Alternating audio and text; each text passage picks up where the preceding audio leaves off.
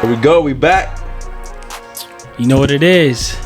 Welcome back to PDX BizTalk, the PDX Business Podcast. Of course, you know me. If you don't know me, my name is Zeke Jones, aka Young Mill.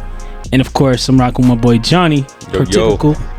And you know how it goes, man. We always bring somebody really special on as a guest and talk about all their endeavors. And today's episode is no different, you know what I mean? So today we have a special guest. His name is Cam of Organ Design Co. So let's clap it up. Clap it up. Guys. Thank you. Yeah, man. So I want to let you kind of give a little brief introduction of who you are and what you do, what problems you solve. Cool.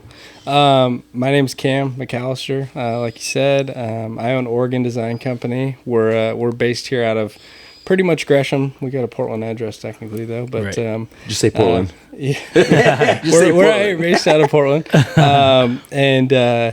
we do a lot of commercial wraps. We do a lot of branding and design for companies. So what our goal really is from the beginning has been trying to bridge the gap between the design world and the service industries that a lot of times sign companies. That is the part that's lacking. That's the part that gets left out. A lot of people are okay with just slapping some decals on some doors or whatever. True. So yeah, and I've seen a lot of shops that just want to just get the cheap work in and like do the bare minimal, just getting out there. But you're different because I've known you for a while. Yeah. So you know what I'm saying? So I've known him for a minute. It's been years. Yeah. I've seen you come from like sharing your shop with somebody else. Sure. To going through that whole situation and then obviously coming on top and like getting your own shop now. Now you have like, a whole team and designers that does everything for you. So how hard is it for you to actually like come from doing something with somebody else to the point where you learned from that situation to where you are where you're at now and getting the right crew involved and all that? Like how is it to get the right crew involved? I think it's like it's about having like that original goal. And not sacrificing on that goal of what you're trying to accomplish as a business owner, what you want to do, what your standards are. I think that's a huge thing too. Is like, what are your standards? If you're going to be in an industry, right? Like you didn't build Epic by like doing half-assed design detail work, right? Of course not, yeah. So if you were doing shoddy work, then people would stop coming to you. Exactly. And I think that's the biggest thing is like. Is in representing ourselves well, right? Yeah, I can definitely see it because we're located at your shop right now. Sure. As everyone can see on camera here. Yeah. All the designs are very much on point. Yeah, we try to anyways. Yeah, me personally coming from like a design background as well, I do a lot of graphic design too. Like I see the intricacies, the quality, right? Yeah, I can definitely respect the artwork that goes into the designs you guys make.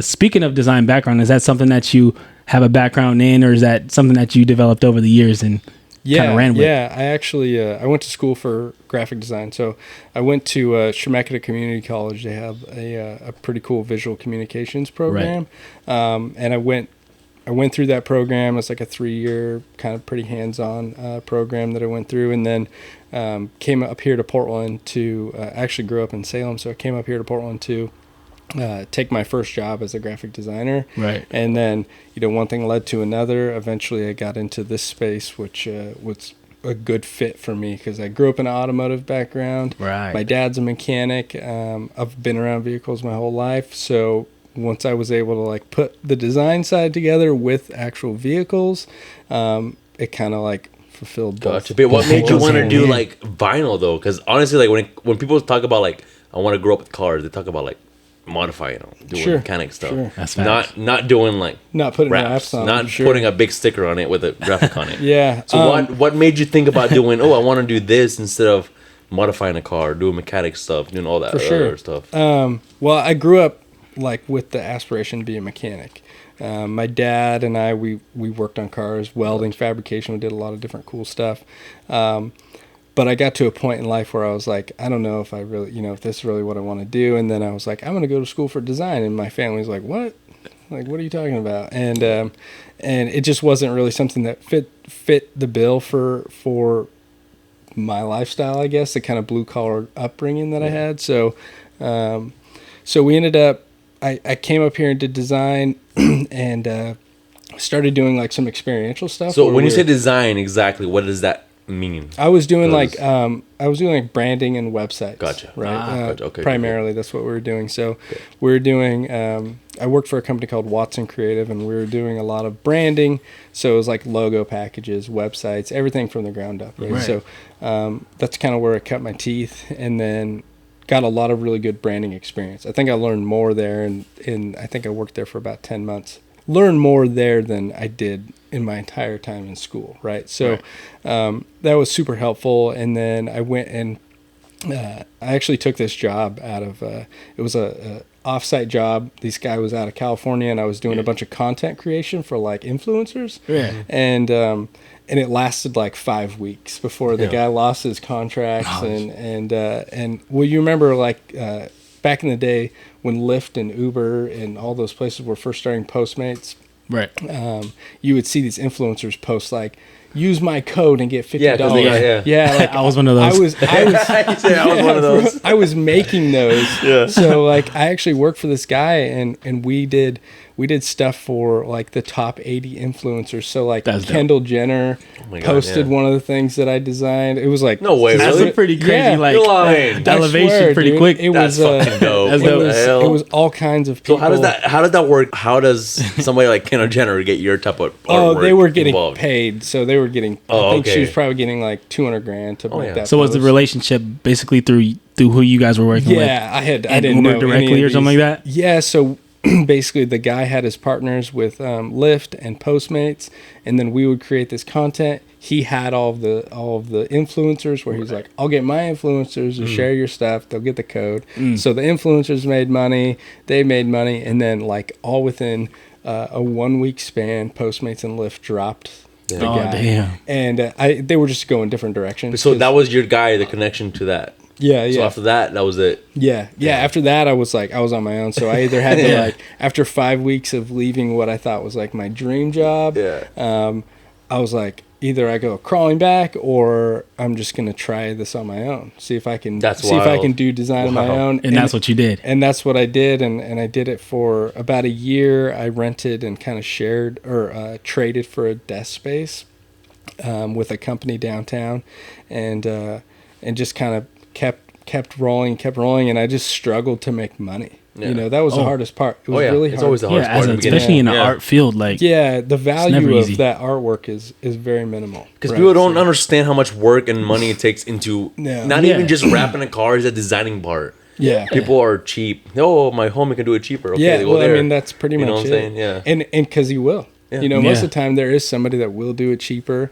But they won't be around next year. No. That's how it is. You know, I've seen that. They won't be around next year. Yeah. So that's some facts. And it just takes a long time to build up that resume as a designer to get consistent money. And so I got into vinyl. I actually hit up a guy who had an ad on Craigslist for a rap designer. He was looking for someone to design raps. Just design raps for him. Yeah. And so I called him. I was like, hey, I'm a freelance designer. I'm looking for like some more contracts to bring on. I've done some rap designs. Like, how can we work together? And that was when I first met Johnny. I was working with those guys. The guy off 82nd in Clackamas? Yeah. It was 82nd? Yeah, it was on 82nd over there by Stereo. I remember. Well, and we won't say the name, but so I was like, he was like, yeah, we should like partner up, and I'll give you 25% of my business, and I was like, okay, well, yeah, that sounds like a great deal. You know, I'll do all. And next thing you know, I'm like doing everything. You know, I'm like kind of running the business. I'm hiring people. I'm finding the leads. I'm designing. What was he doing? Yes, he's. You know, I mean, good question. I don't want to like take anything away from the guy because his business is still running. You know, but it was just a point where I was like, honestly, the amount that I'm doing is worth more than 25%. And when I first started, it was just a shop, really. There's no printers, there was no employees, there was nothing really. So pretty much what the benefits for you was you had access to all that equipment. Yeah. You had a shop, yeah, but you had everything else besides. Yeah, it was. But when I first started there with him, he didn't really have anything. Gotcha, like there was no equipment, there was nothing. So I was like, so what beneficial things would come for you to own that 25%. Oh, that was it? Yeah, that was pretty much it, you know. And I was getting paid. He was paying me to be there, right? Yeah, but still, I mean, other than that, he's like, what else can? In the end, so that 25% was kind of like incentive for you to kind of grind though in a way, right? Yeah, it was, especially early on. And luckily, I have like some pretty good mentors that have been around me, and so like talking with them about that situation, it quickly was like, well, why wouldn't you just do this on your own? Like if you're going to be doing this and you're making owner level decisions and you're making you're trying to create all of this business and you're doing a lot for this company, why wouldn't you just go out and do that on your own? Which to me, I was just like, that's crazy. You know, like why? Did you ever want to own your own thing? Like, dude, like honestly, even before that moment, did you ever want to own your own company? Or do you just want to just be involved? It wasn't like a real aspiration for sure. Wow. It wasn't something that I was like, I can't wait to go out and own my own business. So if it wasn't for those mentors that you had in your lifetime at the time, would you have this? Oh no, dude, no way. So how important? I would have just kept kind of doing what I was doing, or like moved on, maybe do it. Wow, that's wild. Yeah. So how important is it to have like a mentor? Like even people watching right now, like you own a pretty nice shop. It's just a brand new shop. It's nice. So how important is it for you to have a mentor in life, even before you started this shop and everything? Like how important is it to have somebody in your life that's already successful that can guide you, you know, through not do their mistakes? And dude, I think it's super important, especially when you get people that have kind of been through the trials and tribulations, that have been through a lot. Yeah, they haven't just like started a business and it was successful. If you have people that have like been through a lot, I think that's super helpful as well. I mean, I think it was huge because it established that kind of mindset for me that I was like, well, yeah, I guess maybe I could go do this on my own. Where before I was just like, that, you know, like, what do you mean? You know, that just wasn't something that I, you know, and I think a lot of people are that way. They just don't really think about it. Yeah, like definitely. Like, was there anything specific that you could think of that like tipped you over that edge where you're like, okay, I should really do some stuff for myself versus just be an employee working under somebody else? Was something like that? I think it was being in that scenario where I was like, I came in, there was no jobs happening, there was nothing happening. I came in, I took over social media, I took over everything. I started to like really spend a lot of time and energy for this guy's company, and it was for me too because I was going to get 25%. And then having and watching it, like, and then over a couple of months, I'd only been there for a couple of months, and now we're doing like, you know, we got to quickly start to have like goals, like, okay, we're going to do 30,000 a month this next month. We're going to do this month, next month. And getting to see that and going like, all right, we just went from nothing to having, you know, now we're doing, I think my first or second full month in, we were like, went from no jobs to being like 25,000 in revenue, which, you know, it's not like a ton, and really not enough to support a wrap shop, but it's a start. But that's not bad. But it's a start, And I think seeing that go from zero to like, and actually being able to. And you thought that was all because your social media type things that you contributed to it. Yeah, it definitely had a lot of it. It was a major influence. Yeah. You know, so I think what you're saying to me, what it sounds like is that you didn't know it was possible till you were already doing it. Yeah. And you're like, oh, I'm doing this shit already. Yeah, might as well just do it for me. Yeah, and then you have those outside voices that are saying like, always. Why wouldn't you just be doing this for yourself? It doesn't really make any sense. You know? Right. You could, you know, like how much money does it take to get into it? What is it really going to take you? And you start to put those numbers together and you go, okay, well, really I need this equipment now. I need this now. And, you know, I need to get a shop, you know, and that was a big part of it. So how did that start out for you? Because obviously I met you through when you put Epic on my Beamer, remember that? Yeah. You know what I'm saying? And then obviously you moved into another shop with another local rapper. Yeah. Local rapper. So, yeah, right, local rapper. Local vinyl rapper. So during that moment, like, why did you partner up with another? Because you partnered up with that guy 25%. And then you left. No, I didn't. So our didn't? contract was that if I stuck around for at least a year, I would be like vested and get my 25%. Gotcha. Okay, so there's some contingencies in it. Yeah, there were contingencies there, and which makes sense, you know, for that guy. So what made you go from that to the other person where, you know, obviously I had a conversation with the owner at that shop, and I was like, hey man, I don't think that you know, I asked him for a higher percentage. Yeah. I don't remember exactly what the number was, but I asked him for a higher percentage, and then I was like, well, I'm just gonna keep designing. I was like, I'll pay you $500 a month for a desk space here, and then like if I have something where I need your printers or something, maybe I can try and keep your printers running for you, and I'll still do design for you if you need design done. And so I did that, I think I probably did that for 6 or 7 months, maybe Gotcha. 8 months Okay. before I actually left. And I got to a point there as well where like he was allowing me to use his printers to do work. And, in hindsight, like it didn't seem great when I left because I felt like I had almost maybe taken advantage of the situation or something. But I was probably running, I was paying for his printers. Yeah. I was running them more than he was. To keep it running, yeah. Yeah, and so it quickly got to a point where I was like, all right, I have to separate myself from this now, or else like it's gonna get, it's not gonna be great. It's really gonna Could get ugly. Yeah, it could get ugly, and it wasn't like pretty when I left, but I tried to leave in like as clean of a way as I can, and then I quickly realized, sharing a shop with someone else was not a great idea. Especially when you want to do your own thing individually too. It's hard, yeah. Yeah, and I really didn't want to partner with anyone. And you get a lot of people that are like, let's do this 50-50. And I'm just like, mine and your visions are not the same for how we're going to do this stuff. Right. So you own this 100% yourself? Right? Yeah. Okay, gotcha. Yeah, 100%. So when you found this spot, was it like, because I know what happened here, obviously. Yeah. The previous people, Well, it got burnt down. this place burned, yeah. It burned down. Something happened. Damn. They Oh, built you would never it. know right now. Yeah, no, it's brand new building. Yeah. Yeah. So Yeah. how did you come across were you searching online like, hey, I'm trying to find a new shop. Yeah. Blah blah blah, and you just happened to come across it, and then Yeah. that was it. Yeah, so I looked like every day. When I was my last shop, I was on Gleason there, Yeah. and it was like 1,800 square feet, and I had enough to fit like 2 vehicles Yep, I in, remember. or like 1 big vehicle. Yeah.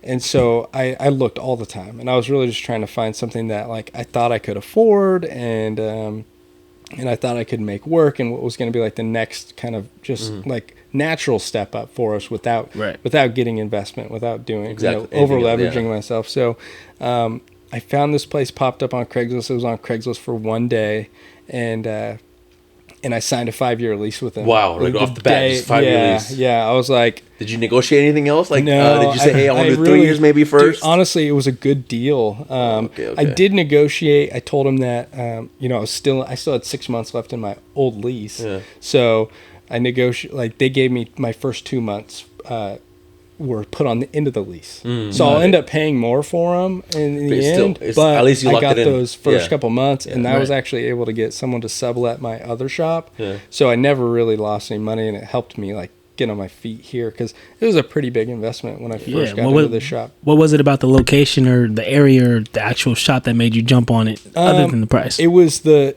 space of the shop Yep. and the size of the yard here. So it's like 20,000 square foot yard. It's all barbed wire fence, and like the location is not ideal. If you're familiar with this area at all, Yeah. but it was nice. And when I signed the lease, they were actually still building the building. Yeah, I remember you told me that. Yeah. Like the one whole wall still wasn't up yet, and so they actually moved some stuff around for us. They changed the floor plan a little bit That's to like cool. suit our needs, which was super cool. They're great people, and it's like the kind of people that you hope you can create a relationship with. Right. Just like, I mean, like your spot there, I'm sure you have chatted with the owners and Yeah. stuff now of that place, and Yeah. The owners. it's always nice to be like in a good relationship with someone Yeah. that is like influential around town too. They know a lot of people in Gresham. And That's dope. Yeah, see, it's all about networking. Like Yeah. we always go back to this networking. Who you know, what you know. Dude, It's not what you know, it's who you know. It's who you know. Yeah. Who can open doors for you. Yeah, as well. yeah, As long as you're a good person. It's also Yeah. how they know you. Yeah, exactly. Yeah. Like you might know a lot of people. Your but if reputation to if them. they all think that you're a jerk, they're gonna be Oh, like, yeah, you're a screw that D-bag or guy. something, So yeah. I always say it's who you know and how they know you. Yeah. That's a good way to put it. Yeah, but how important was it for you to have those 2 first locations? When you learn from this and that, when you look back and be okay, this is what I learned from this. This is what Yeah. I'm not gonna do at this shop. This is what I For am sure. gonna do at this shop. So was that very good for you to have in your lifetime when having those two shops that failed for you? But obviously it didn't fail for you, but yeah, there had to be something you took from that. Yeah, right? you took from that, meaning like, oh, I shouldn't do this. Maybe I should do this and that. You know what I'm saying? Yeah, I definitely think it was definitely helpful. I mean, we've really grown like pretty naturally. So you did. Like, you grew a lot. Yeah. It was a kind of a stair step where those places worked really well. Mm-hmm. They allowed me to grow without overextending myself and like trying to maybe hire too soon or trying to do other things too quickly. And all of them have been like, they were scary when I did it. And now looking back, I'm like, it's like, I don't know why I was worried about it. It's how it is. It's getting out of that comfortable zone for people. You got to get away from the comfortable zone. That's how you grow as a person. Yeah, for sure. Man. Yeah, the comfort zone is like, I don't know what that is. I haven't been in one in a long time. The comfort zone. Yeah, like even that shit's overrated. Yeah, like our last podcast guy, Makes Shoes, he mentioned that. He said if you're in a comfortable zone, that's where you're going to stay. But if you're outside the comfort zone, you're going to grow and scale and keep going, For sure. Yeah. For sure. And I think, dude, I'm a pretty safe guy, I think, compared to some of the people that I've been around. Yeah. Because I really do try to like grow naturally. I've tried to make sure that I'm not like, I wouldn't approach big businesses if I didn't know I could handle their stuff. Yeah. Because I really don't want to get like that bad impression with the wrong person. So I was very like wary of that. Where I've been able to get a little more aggressive as like the shop and team has gotten bigger. I'm like, hey, we can handle your fleet. We can do this for you. But before that, I was really wary. I was very cautious not to do that. Right. Yeah. So when you first got the shop location, like, did you have a crew already? Did you have people on hand? Because there's for people, here? So there's people out there that are gonna watch this and be like, okay, like I want to start a vinyl shop. Sure. Even just basic vinyl color change, which obviously you do more than that. Yeah. So if they want to do a basic vinyl shop, what kind of advice would you give them? How to hire people? How to hire from designers to installers to like let's say salespeople to like all that. Like, yeah.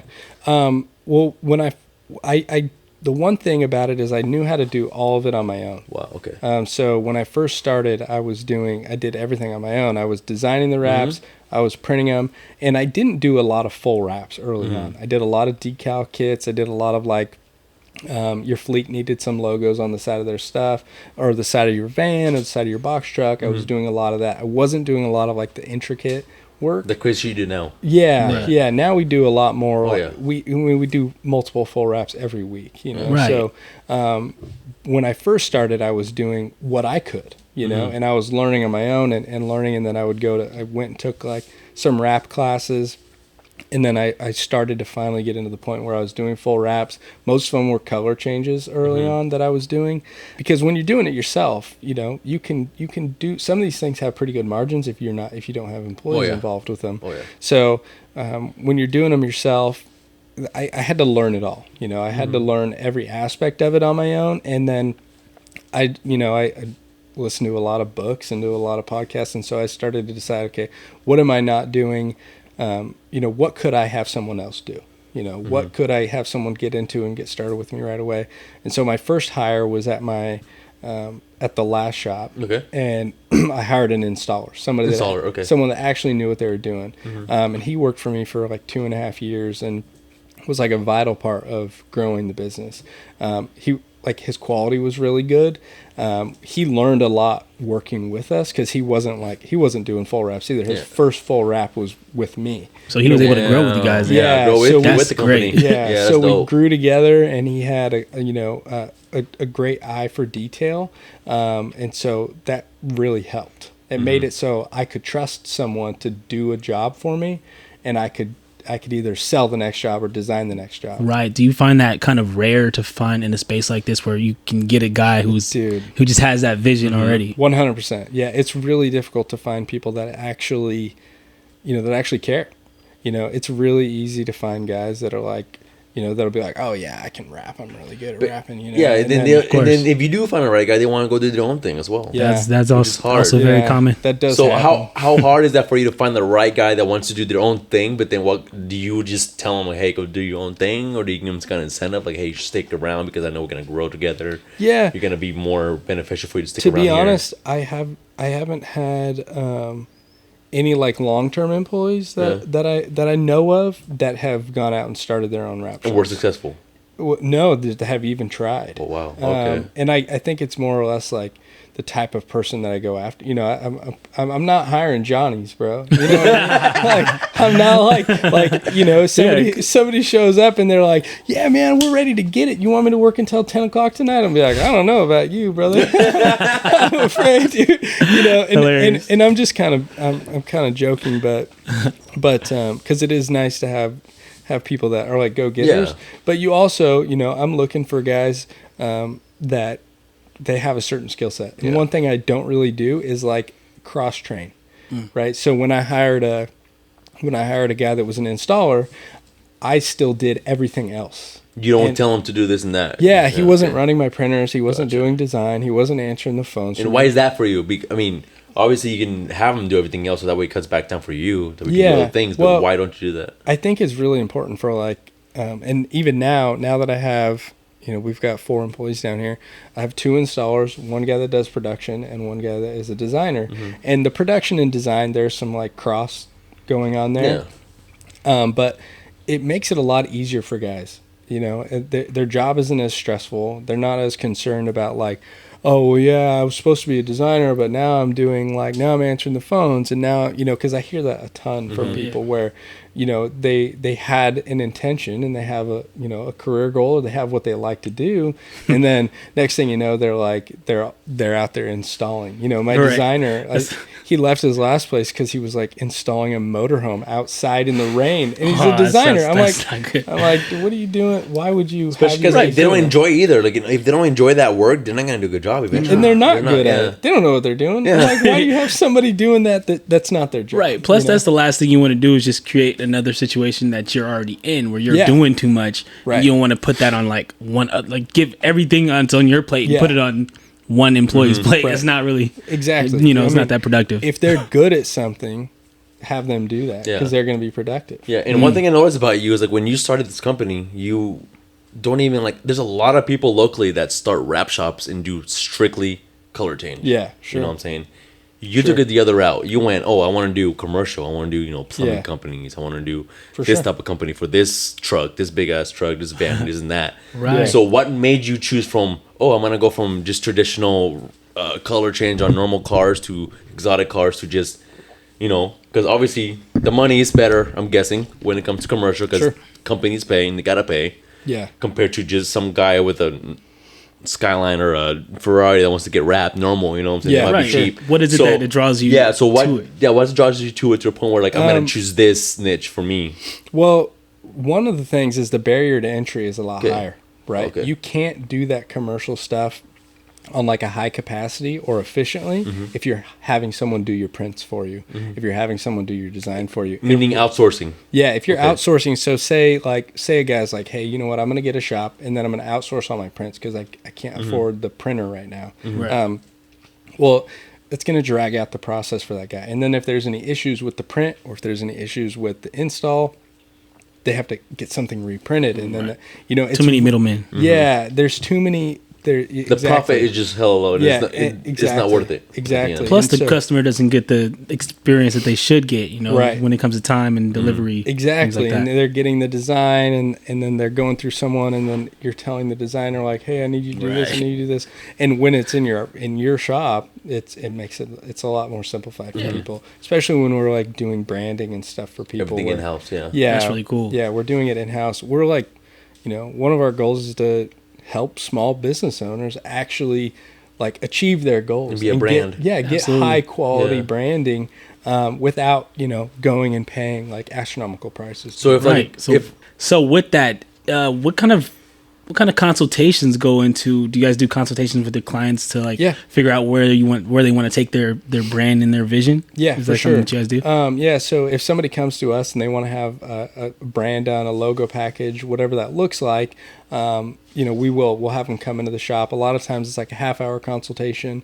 A lot of times it's guys that are like, you know, your average guy that's out starting a plumbing company, he doesn't want to really deal with the branding side of things, you know. But they don't know how important it is as well. Yeah, and sometimes they don't. Sometimes they do, Yeah. sometimes they don't. But they also just know that I'm good at this, bro. You're good at that. Take care of that for me. Yeah. You'd be amazed how often we hear like, "Oh, you guys are the experts at this, so you just take care of it, make sure it looks good." That's a great feeling. Yeah, it's great, you know, and I think that's one thing that we've really always pushed for. That's what we want, you know. We love it when people are like, "Yeah, do you guys' thing," Right. and I would say, you know, 9 times out of 10, the customers are super happy with it. So. That is one nice thing, you know. Awesome. And so we have some consultation. A lot of times though, like that people don't want to get too involved, or they don't really know what they want, but they do know that maybe their current brand isn't cutting it in like today's marketplace, right? You know, because now I don't know if you guys see them rolling around, but there's like a lot of very vibrantly designed wraps happening. Yeah, there's a lot now I've seen. Yeah, especially with the bigger corporations that are. If you see like A1 garage doors, or I think there's like an elephant seal coating, there's a bunch of these companies that have like very Crazy wraps on they there, have great brands and they have really good wraps. And I think the smaller guys, especially local guys, are going like, how do we compete with this bigger company, right? How do we stand out? Something that I'm curious about, like just from like a consumer standpoint, what do you think is some of the biggest pain points that these customers and clients have when they don't know what to do with their brand? Pain point, like what they're upset, like their problem, like what they need to solve with coming to you guys. Sure.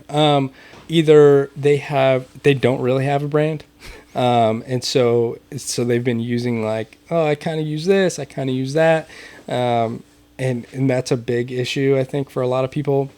And then I think sometimes people get in their own way. You know, sometimes you'll get a client that you could design something great for them, and they go, no. Yeah, they're just not in love with it, and so you're just like, yeah, well, we can give you what you want, but realistically, I mean, I don't have to say it very often, but sometimes I'm like, you should really consider, you know, maybe you should go in a different direction. Because you can advise, because you're educated in the field of branding and marketing. Exactly. Can know where they stand in that whole space. Right. Sometimes they might not see the whole picture. Right. Well, and it comes down to even like, you know, how well is that logo going to screen print? How well is it going to be embroidered onto a shirt or a hat?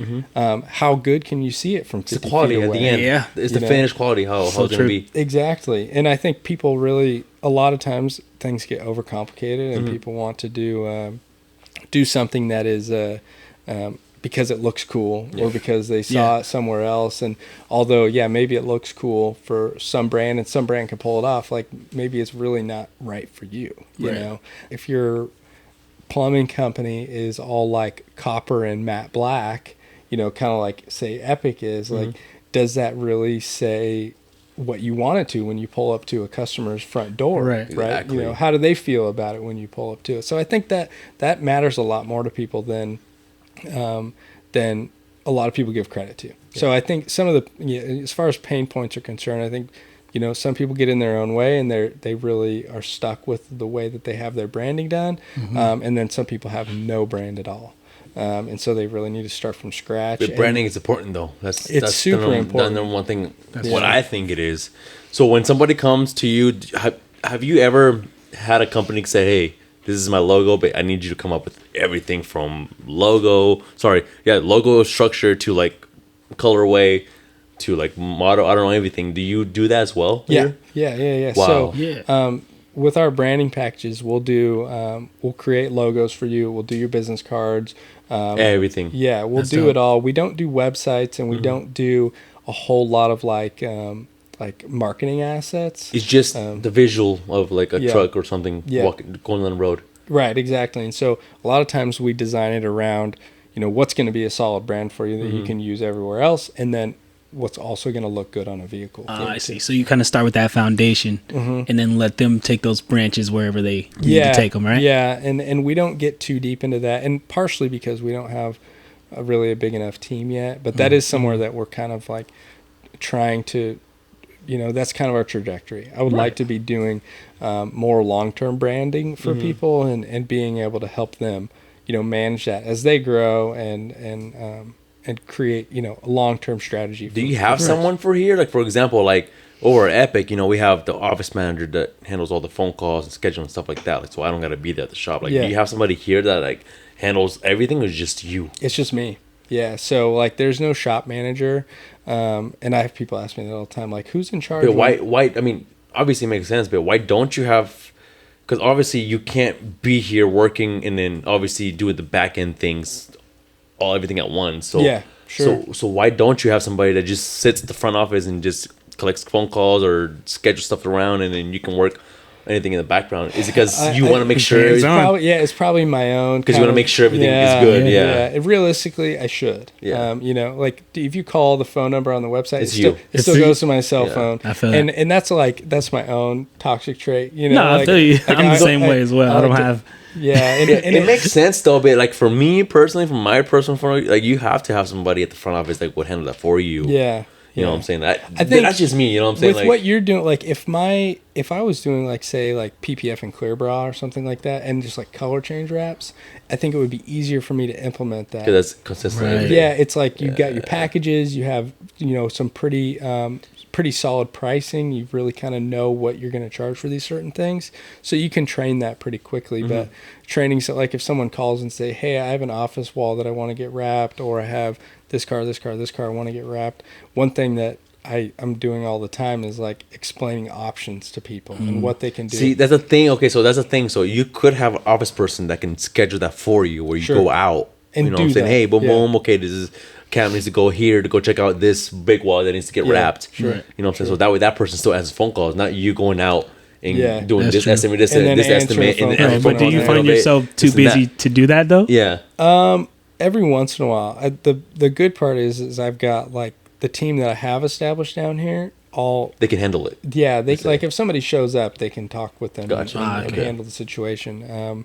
So that is one good thing. Is I do have like a solid group down here of guys that like when I'm gone, I don't need to tell them or have someone. You got a babysitter, or nothing like that. I don't need to have a manager down there or down here to tell them what to do because they already know what to do. You know, that is one thing is that I've tried to hire people that are good at what they do so that I don't have to have someone standing over their back. So, have you ever had anybody ask you to speak with the manager? Can I speak to the manager? Turn around, it's me. I want to talk to your manager, Cam. No, I have never had anybody ask me for that. Every once in a while, like after we did the auto show and stuff, people would call my phone and be like, "Hey, can I talk to Nolan, who's my designer?" And I'd be like, "Nolan, you got a phone call? Yeah, take this one, buddy." Yeah, I'm like, "Yeah, it's even better, dude." But, So yeah, speaking about the auto show, so you did the auto show, which I was there. I saw it. It was dope. Yeah, you had everything there. You had, you were rapping there and everything. And it was dope. Yeah. So how important is that? So did that bring you clients? Did that bring you any clientele from that auto show? I would say like yes and no. It definitely about awareness. Yeah, I think it brings brand awareness for sure. Honestly, I don't think we did the best job last year of like really telling the story of what we do. And so this year, it's actually going to be February 2nd through the 5th this year. And so we're doing it again, and that's something that we're really going to focus on is making sure people, when they walk up to the booth, they know exactly what we do. Yeah. Right. And we're really going to push that commercial side, like commercial wraps and stuff. So that's a huge thing for us and last year we were still like on the very back end of COVID and you had to have a COVID test and it really wasn't that busy because I actually did it. We were the first wrap shop in it back in like 2017 when I was at Portland Custom Wraps. Right. I was looking for something to do to like help advertise to get involved in events, and that was something that I lined up with Jeff Fishback, the guy that runs the show still. I lined that up back then, and we were part of the show, and then I left that shop, and then PDX Wraps kind of took place of that, and then last year they didn't want to do it. I think it was COVID, and they were really slammed. Weird, And I don't blame But this them. year's for sure now, so you're in it. Yeah, I'm in it. What's your booth space? 30 by 40. Are you by yourself on it? Yeah. So it's a little bit bigger space this year than it was last year. Is it a lot of money? I mean, I'm not sure if you want to talk about money wise, but is it a lot of money to get that space? Yeah. Just so people can know, and be like, oh, is it worth the money for you to go out there to people just to maybe discover who you are, maybe come, maybe they have a friend or a family member that wants to get the car, I think business a big part of it is like not really the people that are at the show, but the people that are in the booths next to you. So like making those connections with those business owners. Networking. Yeah, exactly. Networking. There we go, yeah. And then honestly, the space cost is like less of a concern than the cost of not being in the shop. Gotcha. Because like on a normal week we want to do like 15 grand down here, right? So if I'm gone for the whole week, and we're not producing that here, right? You're not really booking a lot down here, and we will, because we're only gonna have so many people at the show, but we will be doing like some live rapping at the show and stuff, and that kind of requires your crew to be down there. So the real cost is like, how much money are you losing by paying your staff to be there, and then also not being like having a full week booked here? Right. So yeah, I mean, it's expensive. In the end, you break it down, it's probably a $7,500 to $10,000 hit for you by the time it's said and done. But if you can keep your brand out there, and dude, honestly, with the way that the economy is going, I don't want to take my foot off the pedal. Yeah. I think a lot of people, when the economy starts to like, slow, is they're like, oh, we got to be really safe. I don't want to spend any money. I'm like, I want to spend more on advertising. I want to keep pushing, so that hopefully in the end, when things are great again, because we've been in a great economy for 4 years. It's been great. Like me and you have built these businesses like, within even during the COVID thing. It's crazy. The economy was still like, people had money to burn. So nuts. So yeah, I think that's part of it for me too. So it's worth it. That's dope, man. And it seems like you guys stay pretty booked up. Like, is there any kind of marketing efforts that you're doing right now to bring people in the door, or do you feel like you got just like a steady word of mouth going on? A lot of it is word of mouth. We get a lot of word of mouth. I do spend some money in like Google ads, just so like if you type in Wrap Shop, Oregon Design Co. doesn't have wraps in it anywhere, so you kind of have to like bridge that gap to get people to understand what you're doing, because that's not like direct SEO type. Right. It's not like if I was Gresham Wraps or Portland Wraps, or even like PDX Wraps, like it's all in their name there. So yeah, I do spend some money on Google, and then every once in a while I'll spend some money on like Facebook targeted ads. Not a ton though. I probably spend maybe like $1,000 a year, something like that. Right. Oh wow. And then a lot of just like trying to be consistent on social media, posting the jobs that we finish. I'm not as great as I used to be. I used to be like, bam, bam, bam. I still have reminders. It happens, dude. Like at first, you're out here just boom, boom, boom, and then once you get going, it's like you gotta focus on other things. You gotta get back to it. I still have they're already coming reminder. in the door. Back in the day, that's what I did a lot of, is actually like social media management for companies. So when I was freelancing, I was doing design work, and then I had like social media packages where I would like go out. I'd be like, I'll come to your store twice a month or like once a week. I'll take photos of everything. I'll post for your business every single day. That's pretty cool. I knew all of like the days, like the times that were most optimal to be posting your stuff on social. Yeah. So like to this day, I still have. Sounds like me right now. Yeah, bro. I feel like you got so much in common with us, bro. I know, right? I do that right now too, bro. It's crazy. But that's just kind of what you had to do, And but what made you go from doing rapping to go from 2 shops here and there to doing strictly tow trucks, plumbing companies, roofing companies, just commercial only? Because it's kind of hard to like, because somebody's gonna watch this and be like, oh, I wrap cars, I know how to do this, but how can I be what Cam's doing? Sure. How can I do just strictly commercial stuff? Because it's hard to do that, bro. Like obviously now you're like, oh, this is just easy. And we're not you know what I'm saying? Because you got a formula, you got a system. You already have a system in place, but like how did you do it, bro? You know what I'm saying? It's kind of hard to explain. Like how are you able to just target that commercial only? Because you don't do color changes. You do that shit here and there, depending who it is, but you just mainly do just commercial branding, designing everything, and then printing and then applying it. Yeah, I think a lot of it is like starting to like weed out your customer base. Yeah, who are your customers? What jobs are you accepting and saying yes to? And then pricing.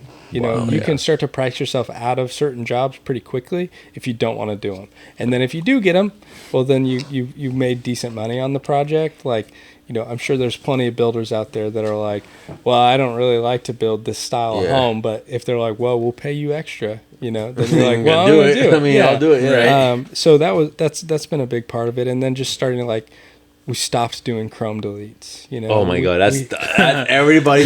We get calls on that as well at the shop saying, "Oh, do you do Chrome delete?" No, I used to like offer it kind of in a way, like I outsourced it, but I was like, no, I don't want to deal with that. We just kind of we stopped doing that.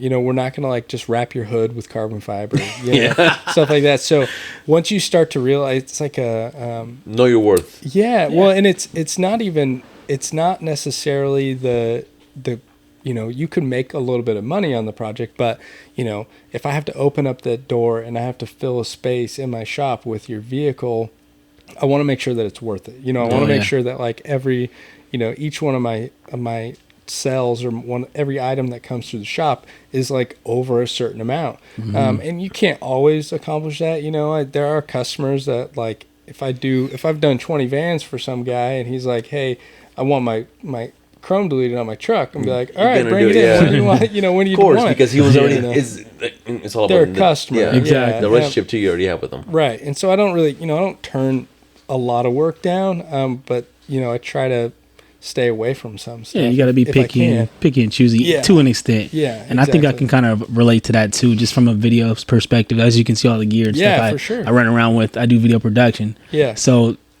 in the beginning of my career, I would do a little bit of everything, you know, anything from weddings to like performances to all this. But as I've developed my business and, you know, the things that I prefer to do and what I have a steady clientele in already, I can kind of choose not to book certain jobs that I maybe don't enjoy as much and I know that just don't pay as well. You know what I mean? For sure. I think that's important for people to kind of figure out what they really like, who they want to serve. Yeah. You know what I mean? Because then they'll do that work better. Yeah. Well, and for us too is like we have the crew down here to really accomplish the whole print and production side of things, and then the installation side. So if I'm doing, say, I book a week of color changes, like my guys are like my production guys are just gonna be sitting around do nothing. I see. Yeah. Only your installers will be doing something because it's just simple. You grab a roll of whatever color and put it lay down. Yeah. And you know, I have my production guy like cut the material down or something. But yeah, so it gets to a certain point where you're like then you start to prioritize different stuff, and then I think you know, your portfolio starts to show that.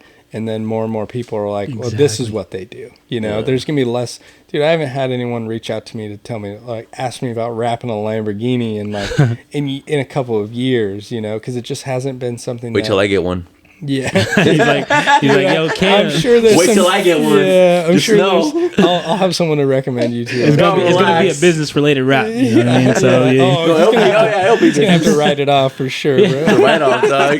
Definitely Put the epic on there. Definitely, bro. No, but that's crazy, dude. Like people just expect you to just do color changing, right? Do people call you, like you said, like they don't call you? We still like I quote, you know, a couple color changes a week. Just do you high quote it just in case they don't want to do it? We're typically pretty high. Our lowest color change is going to be $3,500. Yeah. You know, and if you don't like, I don't care if it's a Miata, dude. Like it's going to be $3,500. That's pretty cheap, honestly. Yeah, I mean, and that's what I feels hear. like. Yeah, to that's me. pretty cheap. It's crazy. Well, feels affordable now. And you know, there'll be days where like we can do. Say like somebody brings us a Sprinter van. If we have it all printed and ready, like 2 guys can install that Sprinter van in one day. Yeah. Right. And so you're looking at $4,500, $5,500 Wow. depending on That's a good how price, big that is. Right. And they could do it in one day. So they're working quick. Yeah. And if I have someone come in to do a color change, you know, we're like blowing that thing apart. You know, taking everything apart. Yeah, you're taking because it when it comes apart. to the commercial stuff, you don't really take everything apart, right? No, I mean we do to an extent, but it's like, but not like a color change because a color change means color change. Yeah, like, the door handles on a Sprinter change, come out, and like I can have a Sprinter, like a Sprinter van or a ProMaster van or whatever it is, a Ford Transit. I can have that thing ready to wrap in an hour, 2 hours max from cleaning it, prepping it, pulling the stuff off that we need to take off, emblems, because they're very limited on the removal you have to do. Where like we did a Porsche a little while back that was like a full day to we're pulling door handles. We did the deconstruction of it took so much. Yeah, to take it apart. Yeah, I bet. And so you're looking at that at the end of it, and you're just like, man, this took us 5 days. Man. We're 5 days into this job, and we didn't make, if at the end of the day, it's one of those things where it's like, I still like to do those jobs if we can, because they're satisfying at the end of it. But when it comes to making money, they really just don't pan out. They don't pencil out. And I think math ain't mathing. Yeah. The math ain't mathing. I'm sure there's stuff in like the detail industry where you're just like, no, we're not doing that. Yeah, of course. Yeah, that's crazy. Like mold removal. Yeah, or people. Oh yeah. People used to hit us up Blood like, removal. do you guys wrap calipers? And I'm like, bro, I'm not going to take your wheels off of your car, and then I'm sure you probably only want to pay me like $100 a caliper to do cheap. it. Right. Yeah. So I'm like, no. Do you guys have a jack like that? Yeah, we have a lift in the shop like a where lift? we could, but it's still like, no, I'm It's still not worth it. And you know the what I'm saying? liability, like, there's a reason why Les Schwab like double torques your wheels. There's a Make lot sure of you don't leave. liability. Yeah. So it's not something that I specialize in. Yeah, exactly. So if you have some kind of advice to give somebody, let's say some young kid that wants to start rapping, Sure. Right. vinyl rapping. Sorry, okay. Yeah. I keep saying gotta rapping specialize. like it's music. Because So let's say some kid wants to come and start rapping cars and stuff like that. Do you suggest them starting out doing color change, or do you rather? Obviously, they don't have the printer access and stuff like that. Sure. But like long term, do you rather have them do color changing, or do you rather do focus on commercial? I think it all depends on what your goals are, because there's like auto styling shops that do really well, and they Gotcha. just do color changing, and they do tint, and they do chrome deletes and stuff. That just wasn't something that I like. That doesn't really excite me that much. Gotcha. right, because you have other skills that you probably want to utilize too. Right, and I really like the design and branding side of things. So, I would say it really depends on what your goals are. What do you like to do? And I think what happens is a lot of people that get into the commercial raps are more like business owner type personalities, where they're like, oh, I see the margins in this. I think we can do this. Here's the initial investment. I can hire a designer. I can hire this person. I can do this. And that's a great mentality to have. There's a lot of people that build successful businesses that way.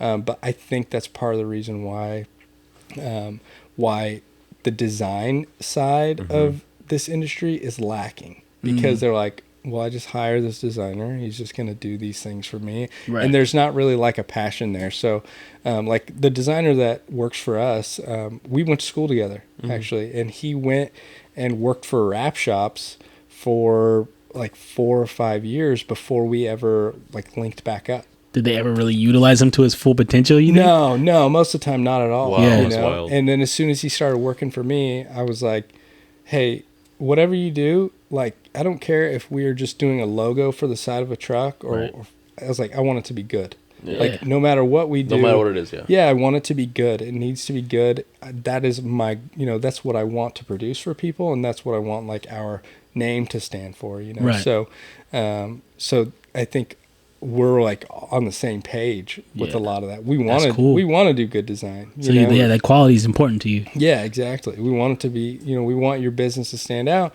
and we want it to be something that, at the end of the day, we're proud of, because maybe it's not like a real flashy, Lamborghini or whatever it is, but that is a design that came It's a brand, from us. though. It's a brand. Yeah, right? you're doing the branding for a company that's gonna, just because of you, they can be successful. Yeah, brands buy Yeah, you can Lamborghinis, change a bro. lot of lives, You bro. can change a lot of lives, especially honestly, if you're done. Yeah, I think there's a few that have, like a couple of the brands that we've done for people that, maybe they didn't really have a budget, and we're like, hey, if we're gonna design this, let's just do something good for them, like, because you never know what could come afterwards as Yeah. well. Like they can come for back sure. with more drugs. You know what I'm saying?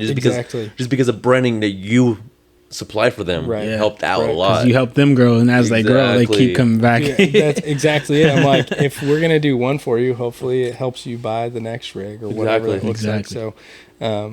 So yeah, that's been a big part of what we've pushed for, like, from the very beginning. Yeah, because I've seen you do like I said, dude. You do a lot of plumbing companies, a lot of roofing companies, a lot of this and that, like on a daily basis, bro. You're pretty much killing it here. Yeah, thank you. So it's hard to have the right employee. So how is it like? I mean, obviously, I'm gonna go back to the whole employee thing. Yeah. So how hard was it for you to find the right designer, the right two installers that you have? Because obviously, those two installers can go do their own thing. Yeah, sure. You know what I'm saying? So how what kind of things do you tell them? Give them incentives that you give them to stick around. Yeah. And be here for years to come. One, I try to like not be a dick. Yeah. You know, I think that's a big thing. Yeah, like, of course. I try not to like I try to keep myself like drawn back enough that I'm not letting my emotions get into the workplace. Where if I'm upset about something, the guys know me pretty well, but I pay well. I pay them at the top of the market rate for what we're good. doing. Yep. And then I try to keep it fun, dude. I buy lunch for them every Friday. I try to make sure, I get shirts for the guys. I buy them Christmas. It's like just kind of like little shit, whatever. Right. But I try to make sure that they know I care. Matters, right? Yeah. Like if one of the guys came to me and was like, "Hey, dude, I just spent like $150 on this thing that I really couldn't afford." Dude, I'm gonna like write the guy a check for $150 and like be like, "Here, dude." Right. Like, so it's like the work family. Handle it, yeah. And it's like a little family, and it's like a vibe. We have this inside thing where we're like, we don't ever say that. Where it's like it's like a family down here. We don't say it because that's like the biggest lie you could ever tell anyone. But at the end of the day, like installers are the hardest guys to keep around. It is because it's hard to find the right guy that install something correctly. Yeah, and it's kind of a young guy's game. It's kind of like being a roofer or being anything. It's very physically demanding. Guys are up and down. They're on ladders. You're moving all the time, and then you got me coming over being like, "Hey, what's going on there, dude? Does that look good?" And it's I'm probably not the easiest guy to work with because I have pretty high expectations. But still, that makes sense. That's what comes with this whole, the quality that you put out. Yeah, exactly. And I just tell people in the very beginning, like when they're interviewing, like, hey, I'm we expect high quality. Yeah. And if that's not what you want to do, then you probably don't want to work here. When it comes to the graphic design stuff, are there different revision rounds? Do you have to clear everything that comes through? Like with their designers, they'll make a design, obviously. Sure. And if they feel like, okay, this is nice, do they send it off to you to be approved, or is it something like, this is good to go, let's go? Yeah, typically I'm project managing between the customer and the designer. Okay. So I'll be in contact and I'll be going back and forth. There are situations where we have long-term customers that are familiar with our designer, and so they'll just go back and forth, and then they'll be like, "Hey, we need to schedule this. When can we get this in?" That's cool. Anyone new though, I typically have like some sort of hand in it, and not that it's 100% necessary, but I like to see what we're sending off. Of course, I want to be like, yeah, that works. Like, that's mine. I feel that, bro. That's my work. Because you're putting your stamp on it. Exactly. I can understand that totally. Exactly. So there are times where, and sometimes I just know the customer because I'm the one that's been talking to them. Right. So if I see something that's been done, like Nolan has a pretty specific style that he kind of will revert to. So if I see him doing something that happened this week, I was like, no. I was like, that's not going to work. I know where you're headed, and that's going to look like really good, but that is not what this customer is going to like at all. So we got to go a different style with it. And I want to do, I want to take the style I know that they'll like and do it as good as we can. Yep. So so there's sometimes you got to reel it in, because as designers, as artists, we just want to we create, we put our touch on our things, and, you know what I'm saying. So I can understand where that comes from. When we wrapped our truck for the auto show last year, the Raptor out there, the whole point of it was to for it to be very design. Yeah.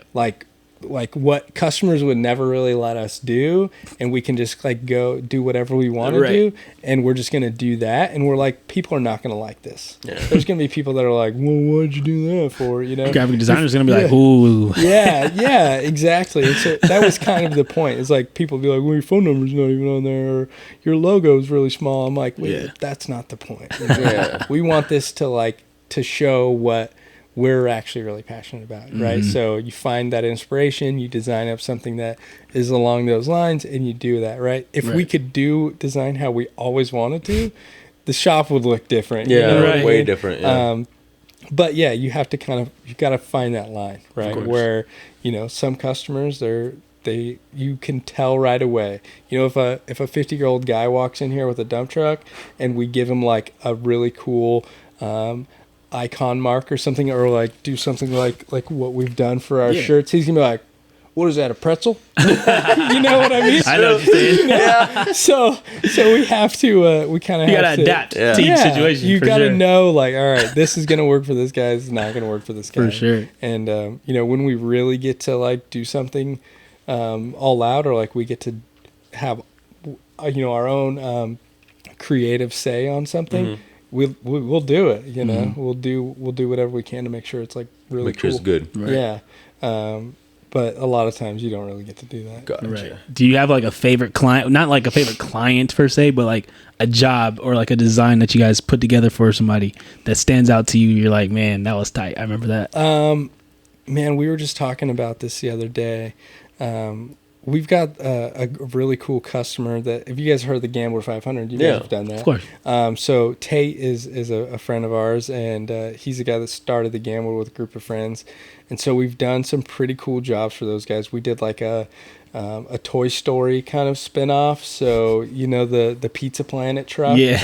We did one of those earlier in the year, and Nolan did like this really cool like Disney Pizza Planet / Tony Stewart like rally truck. It's not Tony Stewart, that's not his name, but like a rally truck. Right. And it was super cool. You know, that one was really fun. And then I've grown up in like drag racing scene. So earlier in the year, well, actually like that car that's right there on the wall. Oh yeah, I mean that's nice. We got to fly out to we flew out to Indianapolis to the car builder that was actually building that car, and wrapped it in his shop. That was a really cool experience. That's dope. Yeah, you know? that's dope. Cool. Yeah. Sometimes you get to do, and we actually wrapped the guy's race car trailer, which is like 54-foot stacker trailer. Same as that matches the car and all that stuff. So stuff like that, I like that because it kind of like it gets me. It's excited. branding too. Yeah, it's fun the way it looks. You enjoy that shit? Yeah, that's cool. If I can get excited about something, then I do. Then it's good. Yeah, it's good for you. Of course, because I'm sure as design, and I mean just taking clients as a whole, everything kind of is in their hands where the design goes. So sometimes when you get to just, you know, spread those wings and do some stuff that you actually enjoy. Not that you don't enjoy that too. Yeah. But just, you know, just something that's in your lane that you want to do. It always feels great. If you get to do something that you're passionate about, and then, you know, it's someone that's maybe important in a specific industry, and it makes you feel good. And of course, you're like, awesome, this is great. So, it's dope. So yeah, there's I really like doing like designing spaces. So like what we've done here in the office. It's dope. It looks so tight, bro. Looks good. This gets wrapped. I mean, obviously you don't really offer wall wraps, right? Do you? He does. Yeah, he was talking about that. Yeah, we're actually going tomorrow out to out to Hood River, and we're gonna do interior wall wraps. So not just commercial wraps, you do wall wraps as well. Like, he'll come to your business. Okay. I mean, I know you did. I just didn't know if you offered it like as a service. Yeah, we offer it. It's actually probably one of our like bigger line items is interior and kind of like experiential. That's tight. So you make the business Instagrammable. Yeah, and you really do. Yeah, like people walk in here and they're like, oh. I mean, we're not right in front of it. Right. Plus, one thing I noticed about you too is that every corner, every wall I look has your brand on it. This guy understands branding. Even that right there. He understands branding, bro. Every corner of this place has somewhere that says Organ Design Co. Yeah, you wouldn't leave here without knowing who You're going to know where we at, bro. All right, so before we end this real quick, what do you want to do with this company like, how do you see this in the next 5 to 10 years, and what else do you want to do when it comes to business? Like, do you want to own other things? Do you want to invest into other things? Like, what do you want? Like, what's your lifelong goal to like be successful? You know, in life, and like meaning successful, meaning like financially free. You know, like your time and stuff like that. So, you know, so like, what do you want to do with this company and all that? No, that's a great question. That's a heavy question. Jimmy. Heavy. That's I think one of my biggest things. I'm not really like a money motivated guy. I never really have been. But my financial freedom, I think, is the biggest thing. Yeah. You know, one, I've got a 1-year-old at home. I've got a super supportive wife at home who has like allowed me to grind and put in all the time that I did early on in this business. And I put in a ton of hours for myself and for other people when I was first learning the industry. And so I think realistically, it's more about like that freedom over time, trying to create generational wealth for my family.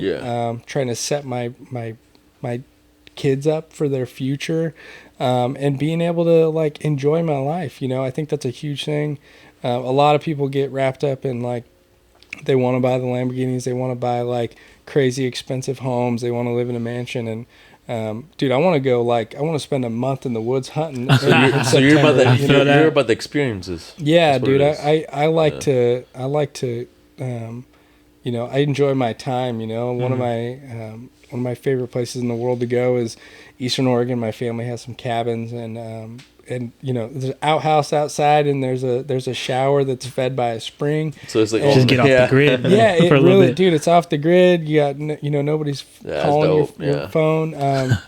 So really, like getting this business to a point where I can trust the people around me, which I've been lucky enough to be able to do. I can trust my guys. I've still got to be here. You know, you definitely can see things will start to suffer if you're not here. But over time, I think that's where I'd like to get it to, is to a point where I can like make other investments, whether that's real estate or maybe some commercial property that I can lease out, whatever that looks like for people, or being able to like buy some land. Build something on it where I'm able to Airbnb it. But you don't want more locations of this. You just want this one. That's it. Dude, I think it's so difficult to do like to scale this business without it becoming a fast science, because you really kind of have to have somebody that cares. And it's hard to get that when you're trying to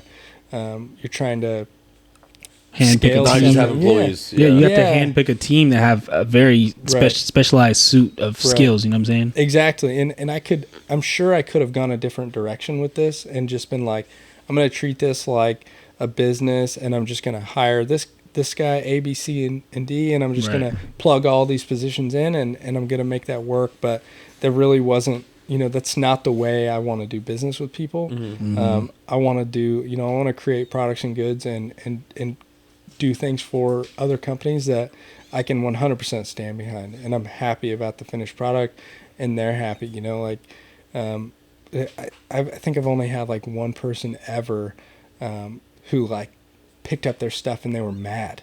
Man, like in the 4 years that I've been doing business, like one person that's a great record. Then. Yeah, that was like pissed, and it was like a weird situation, and I'm not gonna like get into the details, but that I really try to avoid those situations, and I want to make customers happy, and I want my team to be happy. I don't want to have employees that like struggle to make a living. I want to be able to pay my employees a good working wage, and be like, it's not cheap to live in Portland.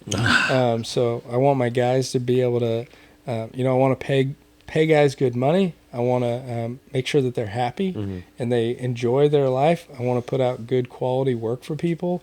And I think in the end, the rest of it kind of takes care of itself. Yeah, absolutely. Okay. You do good work for people, and the money will come, and the opportunities will come. I think so. That's facts. Yeah, well, I appreciate you taking time. Thanks for having us. Having us come out in your amazing shop, shop. and then taking time. What time is it right now? Like 8:00. Something like that. Yeah.